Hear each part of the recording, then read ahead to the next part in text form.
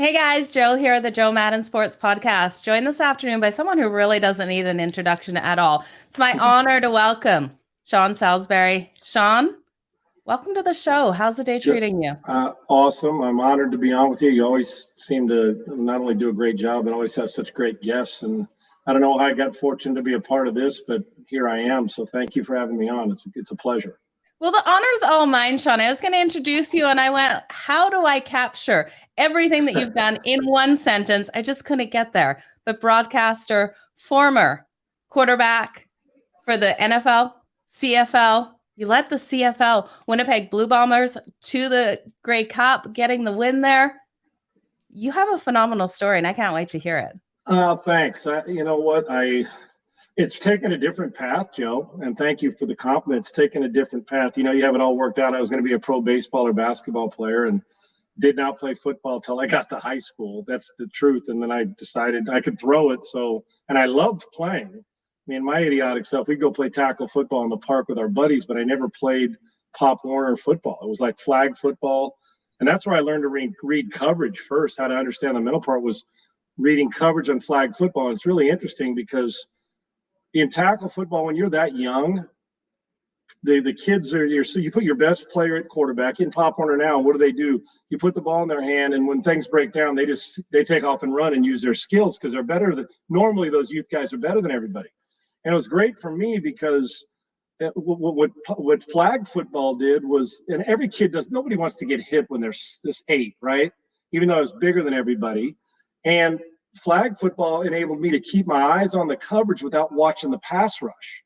Because, you know, when you drop back, you're staring at which guy can't get to me and you go and run, and these phenomenal athletes. And so it taught me how to read coverage. And then I decided to play in high school. My dad and my athletic director said, just give it a try.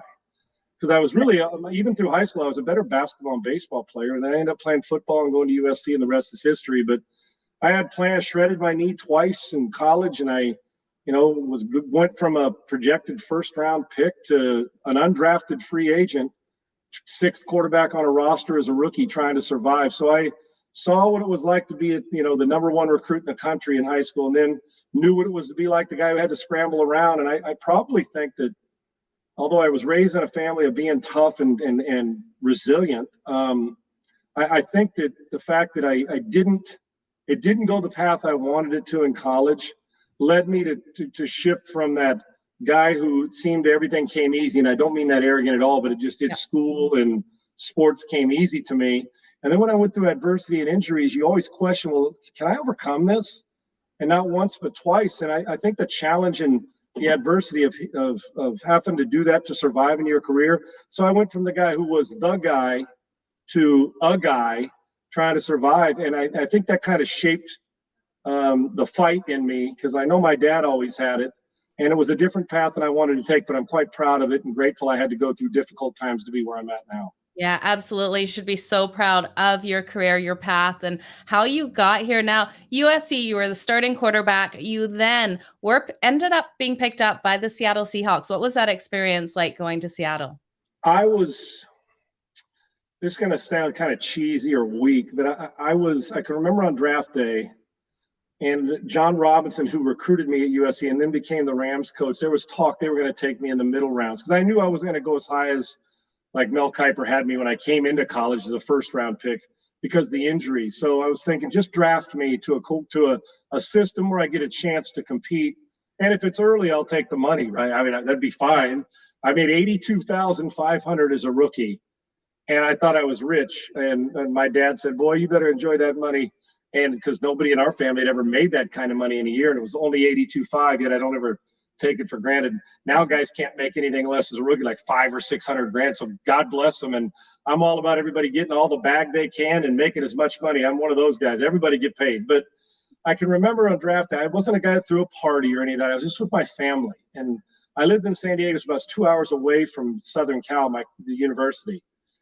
And I was on a team that had a lot of guys, like 11 guys got drafted that year. And 4 years before, when you said that, you would have said, well, myself or Jack Del Rio would have been the guys taken because the recruits, and just giving you a background. Well, it's like I said, how the story goes, and a bunch of my teammates got drafted. I can remember that morning of the first few rounds, because it was an all-day affair then, and there was 12 rounds, and the phone started ringing, but a lot of them were my buddies. Well, Sean, are you excited? I'm like, man, don't call me. You know, when the phone rings, you get excited. I'm waiting, and so you start to hear what's going on, and then the rounds kept going by. I didn't get drafted, and around the 6th or 7th round, it got to the point where you didn't want to get drafted because you wanted to pick and choose a team that gave you the best chance to make it, right?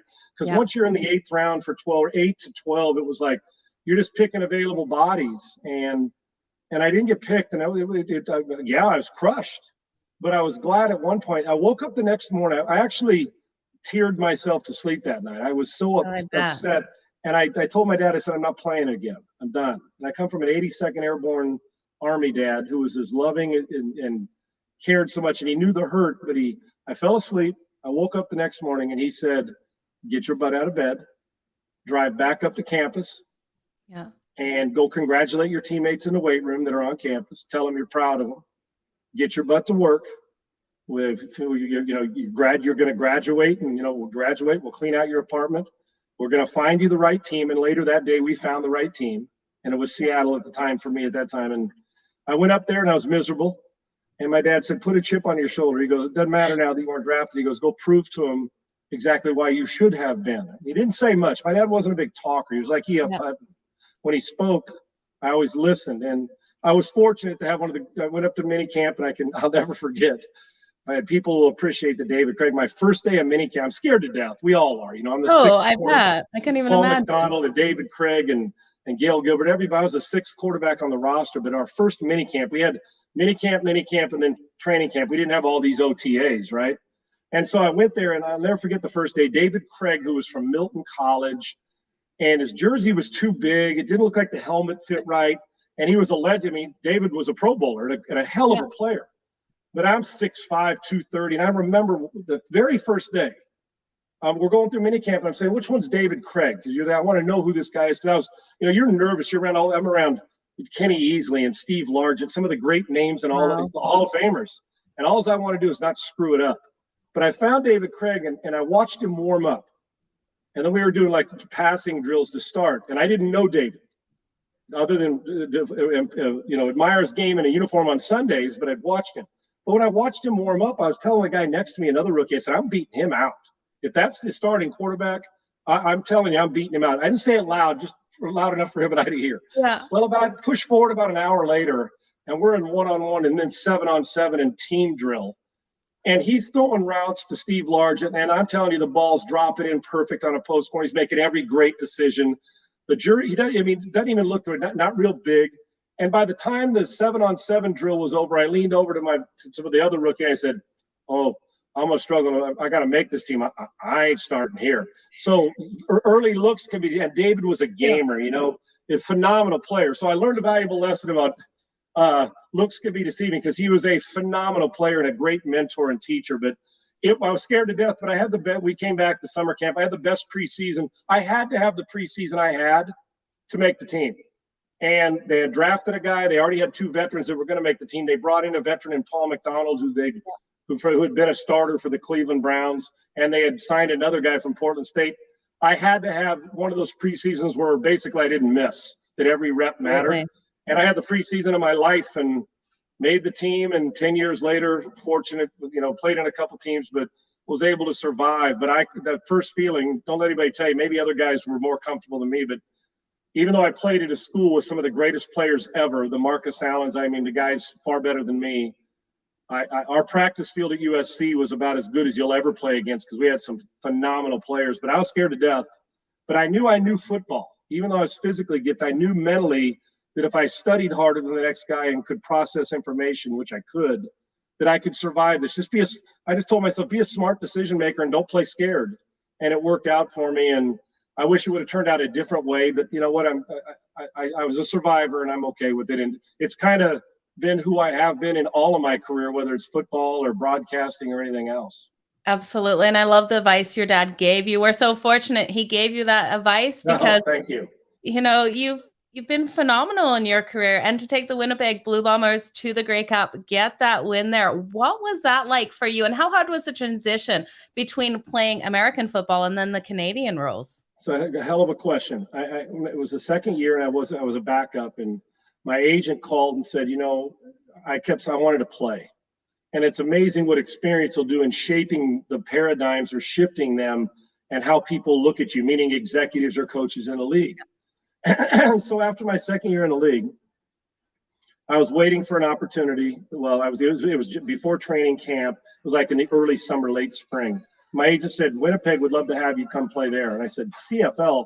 I said, I'm not going to play in the CFL. I'm not going to the minor leagues. And I hold it in the highest regard now, but at that point in time, you're 22 years old, and the NFL was it, right? Yeah. And I'd known about Warren Moon. I knew all about the CFL, but in my mind, it was either NFL or bust. I was never playing anywhere else, whether that's arrogance or ego. Right, well, what's that? Yeah, plus Canada's cold, Sean. Right, and going to Winnipeg, which is as cold as any place up there. Well, I said no, and then finally, they talked me into it. And I said, okay, I'll go up there and I'll give it a roll. And once again, crazy things happen. And God rest his soul, Tom Mickey, who was the quarterback there at the time and from Baylor, who's passed away since in the last 5 years, was one of the finest human beings ever, welcomed me. And the team, it was almost Mike Riley, the longtime been Nebraska head coach, Charger head coach. He was you'll never meet a better guy in the business. And he was a really good coach and calm. And I walked out there and I learned the offense quickly, because the very first time I got under center at the CFL, guys were running forward towards the line of scrimmage, right? They're on the move, but not parallel. And I stopped down, and Coach Riley said, well, Sean, you don't have to stop down. That's what we do here. So you got to time the snap. I'm like, okay. And then there's 12 guys and 3 downs. And I thought, well, the bigger field's going to favor me because I don't move around very well, but I can throw it. And I can throw it all over the field with my arm. And 3 downs, that means they're going to throw it more. So after a couple of weeks went by, we're getting ready for a game, and I was the backup. And because I got to camp late, to the season late, because I was in an NFL camp, right? Yeah. And after I left Indianapolis, I went there and I said, okay, I'll do this. And so I got there and was learning the offense, and we're in pregame warm-up. And we go out to, and Tom and I are warming up. We go through all this stuff, spend the 25 minutes of warm-up. We go into the locker room before the game. And Tom he was flushed white. I could tell he wasn't feeling well. I didn't know what it was. He goes, man, Sals, I'm not feeling very good. I go, what's wrong? He goes, my elbow. He goes and lays on the training table in our locker room. It was a home game. And he had the bursa sac, and his elbow had burst. So it was big, and he couldn't move. So he couldn't play. Wow. Now, I'll never forget Coach Riley coming up to me, and I was standing right by Tom as if I'd known him forever. I knew of him, and we played against each other in college once. But I was just like, you didn't want the job that way. I didn't want to get. I knew eventually I'd get a chance to play. I just didn't want it that way. And he said, Sean, he goes, you're going to do great today. He was that kind of teammate, right? And I get emotional about it because I miss him, and he passed away because he was such a good guy. But I'll never forget Coach Riley walked in when he knew Tom couldn't play. And we're literally now 10 minutes before the start of the game. Oh, wow. And he looks at me and he says, Sean, you're going to have to play today. And I looked at him and I said, I hate getting it this way. I go, but Coach, it's not I have to play. It's I get to play. Because I looked at him. It wasn't, some times you're like scared to death. I didn't even have time to react. We win. I never gave the job back, and we went and won the Grey Cup. All the way through, we went on the road. We played in snow in the postseason. We played in driving rain and a wind in the Grey Cup. And I am telling you, my teammates in that city, the way they embraced me. Quarterback gets credit all the time, too much credit when things go, whether you play good or not. The city embraced me. My coaching staff was phenomenal. I had teammates that many people in the States won't know that I still stay in touch with. I'll never forget. It was one of the great moments because even though it wasn't the NFL, when we had that ticker tape parade after the championship, and it was freezing cold, but the way they embraced their team and my teammates and the way they worked and the way it just kind of fit in, it was another thing, one of those like, how did this happen? And then we're Grey Cup my rookie year in the CFL. And then I played the next year and we threw for a lot of yards. And then after that, Joe, like 10 teams came calling and my contract was done. And so I went on an 8-team circuit to the Buccaneers and Packers and Vikings and Saints. And it's amazing how just the experience there shifted their thoughts about me as a player. Yeah, absolutely. But I could throw, but I'm going to tell you what, it was my teammates in the CFL that, we were throwing it all over the place, and I was well coached. I just happened to be the guy with the ball in my hand. It could have very easily been Tom Mickey as well. And I played well enough for us to go, and we were like 9-8 during the regular 7, whatever, 9-7 during the regular season. And we were an underdog going in the playoffs, and we rolled right through it and won the whole thing. And it's still today one of the great thrills of my career because did something I never thought I'd do, but it was most of that credit should go to the guys that I played with. What a phenomenal story, Sean. And I love how humble you are about everything in your career, because it has been fantastic. You did play for my San Diego Chargers as well. What was that experience like? It was great for me, Joe. I'll keep this short. I know you've got a time crunch with all your guests, but it was great for me because it was my hometown. I grew up in Escondido. You know, I grew up in third, so that was my hometown. And so to be able to finish I said that I'd like to just play it sometime here, and to finish my career playing with guys like Junior Seau and Rodney Harrison and in front of my hometown and crowd. And that was my last year, which led me to ESPN after that doing television. But to be able to play in front of the people that watched me play in high school, it turned out well. And it was awesome to be able to play 1 year with them before I retired. And that was great fun because I had some some fun teammates. And I think that's what I miss most, the teammates in the locker room. The paychecks were fine.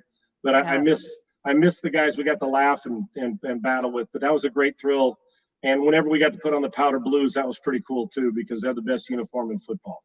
Absolutely, they are. Sean, I don't want to keep you too long, but before we do go, let's quickly touch on your broadcasting career, what you're doing now with ESPN and where people can find you. Well, you can I do my morning show at Sportstalk 790 on an iHeartRadio app, and I do morning drive there from 6 to 10. And you can find me on the No Filter app with a podcast doing the Master Debaters, which is a great debate show, and on Relevant doing the Sean Salisbury show, the quarterback hour. But my 12 years at ESPN doing television, when I left football and I went there and was able to work with the likes of Stuart Scott and Dan Patrick and do 4 Downs with the great John Clayton, which was the original debate show.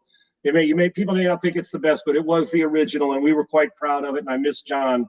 To be able to work with such talented people that shaped my career, 12 years on television and now doing radio, I don't feel like I worked, Joe. You probably know the feeling. I mean, all the preparation, but be able to talk sports and entertain and compete still, it's about as close as you'll get to the game if you're not coaching, right? As we get to talk about it and interview great people. It was 12 of the greatest years of my life, and now doing radio and podcasts. My dad tells me, he goes, boy, with that arm and that mind, and that mouth, you better go be a broadcaster, because he was a construction guy. And it's worked out, but there's not a day that goes by after hitting my rock bottom along the way that I don't count my blessings. I never take it for granted anymore, because to be able to do what we do, I don't care how early we wake up in the morning or how early we get up. And I appreciate your support on our show. To be able to talk sports for a living with fans listening when they could be doing something else, it's weird. You can't put a price on it. So I'm grateful, and there may be a lot better, but I'll tell you what, passionate and care more. I care as much as anybody that has a chance to do this job, and I'm grateful for it. Yeah, it definitely comes through when you talk, Sean. It was an absolute honor to have you here. I could talk to you for hours. Definitely going to have you back on so we can talk again. But thank you so much for joining me today. I'll let you get back to everything you have going on. No problem. I just got master. I'm close to this. I'll be proud of this. I'm close to getting my master's degree. So when I get off with you, I'm just going to study and read because I'm 2 classes away, and then I'll do it. But I'll join you anytime. Like I said, I'm honored to be a part of your great guests, and we'll talk football and talk gambling and see if I can match wits with some of your great guests. But thanks for having me on, and really thanks for thinking about me. That was very kind. Oh, appreciate you so much. Have a wonderful day. Good luck with your master's. Can't wait to have you back, Sean. I'm done writing papers pretty soon, so I can't wait. Thanks, Joe. Appreciate it. Thank you. You guys, I'll be back in the next little bit with another Joe Madden Sports Podcast. Make sure you go check out Sean and everything he has going on. You don't want to miss out on it. Sean, have a great day. Thanks, you too.